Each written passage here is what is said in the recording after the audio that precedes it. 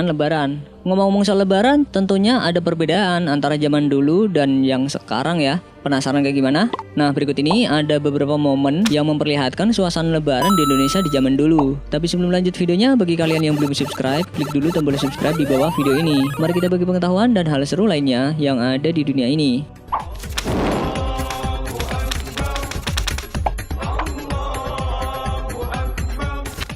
Sholat Id.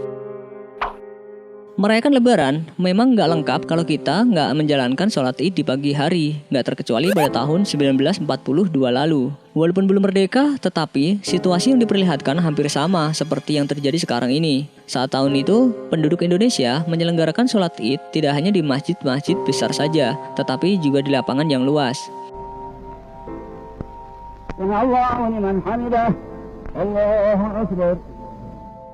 Walaupun saat itu kondisi Indonesia terbilang masih mencekam karena belum terbebas penuh dari penjajah, tapi penduduk Indonesia begitu antusias menyambut Hari Raya Idul Fitri. Alhamdulillah, dengan berkah kekuasaan Allah, kita sekalian umat Islam bisa menjalankan segala perintah dari agama kita.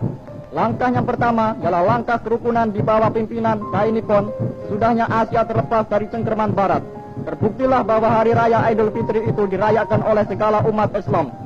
Para nilai selamat dunia kita dan akhirat kita sungguh-sungguh setia supaya selamat hal keadaan yang kita maksudkan. Alhamdulillah Rabbil Alamin. Allahumma salli wa sallim ala Sayyidina Muhammadin wa ala ali Sayyidina Muhammad.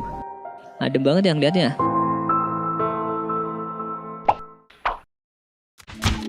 Lagu Lebaran. Saat perayaan Lebaran, tidak hanya tradisi unik saja yang memeriahkan suasana Idul Fitri, namun juga ada lagu-lagu khas yang biasanya menggema saat momen tersebut. Salah satunya lagu berjudul Hari Lebaran. Pernah dengar lagu ini nggak? Minal aidin wal faidin, maafkan lahir dan batin. Ya, rata-rata penyanyi di Indonesia pasti pernah membawakan lagu ini. Tapi kalian tahu nggak sebenarnya lagu ini siapa yang menciptakannya?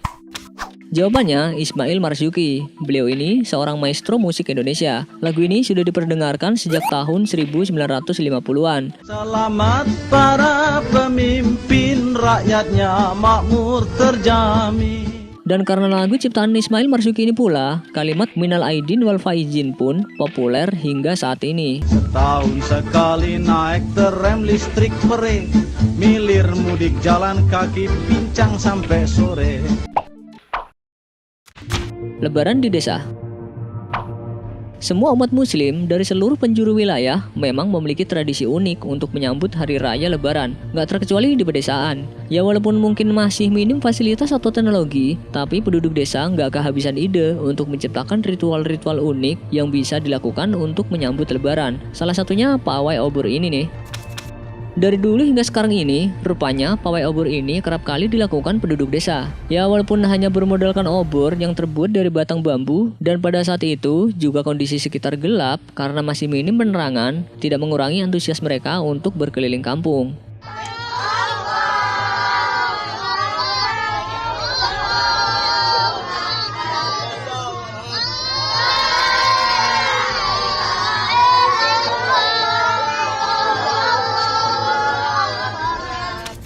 Tradisi kampung itu merembet ke perkotaan loh. Bahkan hingga saat ini gak sedikit masyarakat melakukan ritual obor. Bedanya sih kalau sekarang ini mereka gak hanya menggunakan obor, melainkan kendaraan yang telah dihias menarik mungkin sesuai tema Lebaran.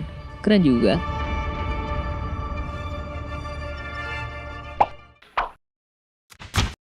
Lebaran di kota. Cara orang kota berlebaran lain lagi.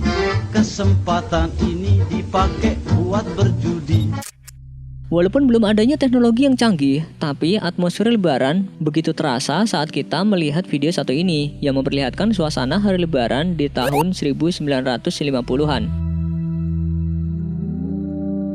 Di sini terlihat situasi kota Jakarta begitu ramai oleh penduduk, mulai dari mereka yang ramai-ramai pergi ke pasar untuk membeli berbagai keperluan di hari Lebaran.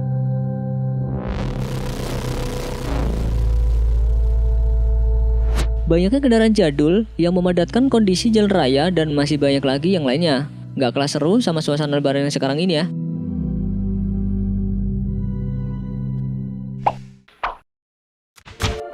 Soekarno berlebaran.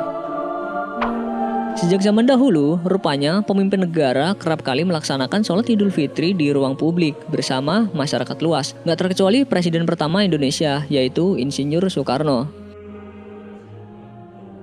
Kala itu, di tahun 1955, dengan setelan jasnya dan peci yang menjadi ciri khasnya, Presiden Soekarno rutin melaksanakan sholat Id setiap tahunnya di lapangan Banteng. Ia pun terlihat berada di saf terdepan untuk melakukan sholat Id berjamaah.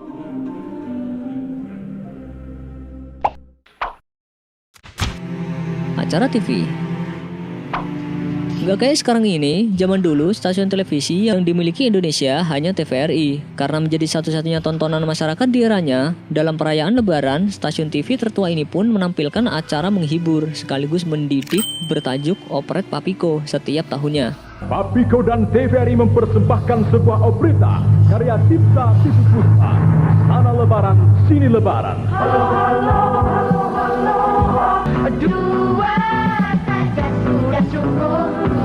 Artis-artis yang mengisi acara ini pun terdiri dari artis papan atas seperti Titiek Puspa, Vina Panduwinata, Elvy Sukaesih, dan masih banyak lagi.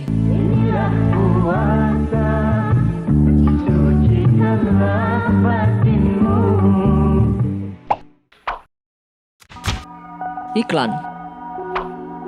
Gak hanya acara televisi yang bernuansa Ramadan ataupun Lebaran, beberapa iklan produk di televisi pun juga ikut melancarkan iklan yang bertemakan Ramadan ataupun Lebaran. Hari ini kita puasa, menjalankan perintah agama. Kita sahur bersama Indomie. Walaupun cuma iklan yang punya tujuan untuk menarik para penonton untuk membeli produk-produknya, tapi iklan-iklan tersebut syarat dengan ilmu yang bisa jadi pelajaran untuk penonton yang melihatnya. Aku bikin ketupat yang enak.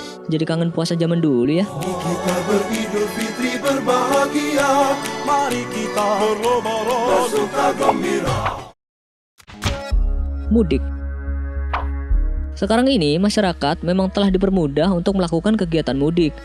Apalagi jika daerah yang dituju di kawasan Pulau Jawa, masyarakatnya bisa dengan cepat sampai tujuan dengan melintasi jalan tol Cipali. Sebelum ada tol Cipali seperti sekarang ini, masyarakat khususnya di tahun 1995 harus merasakan kemacetan panjang di Jalan Pantura Cirebon. Untuk mengurangi kemacetan, aparat keamanan pun membatasi kuantitas kendaraan dan hanya kendaraan pengangkut tertentu yang diperbolehkan lewat jalur tersebut. Untuk mencegah kemacetan lalu lintas pada hari-hari mudik Lebaran tahun ini, pemerintah telah melakukan pelebaran ruas jalan di beberapa lokasi. Pada Idul Fitri tahun 1995 ini, kepadatan diperkirakan akan meningkat 10 hingga 15%. Mulai tanggal 27 Februari hingga 4 Maret, jalur Pantura tertutup bagi semua jenis kendaraan umum. Peta jalur alternatif sebanyak 10.000 eksemplar akan dibagikan pihak kepolisian di Tol Cikampek pada tanggal 27 dan 28 Februari. Kue Lebaran. Sekarang ini memang banyak yang menjual kue dalam kemasan kaleng ataupun kue kering homemade lainnya. Tapi zaman dulu nih, masyarakat Indonesia nggak kenal tuh kue-kue seperti yang saat ini hits. Mereka lebih sering menyuguhkan camilan Lebaran itu untuk para tamu berupa kue tradisional seperti kembang goyang, semprong, rengginang, dan masih banyak lagi. Di tempat kalian masih ada nggak?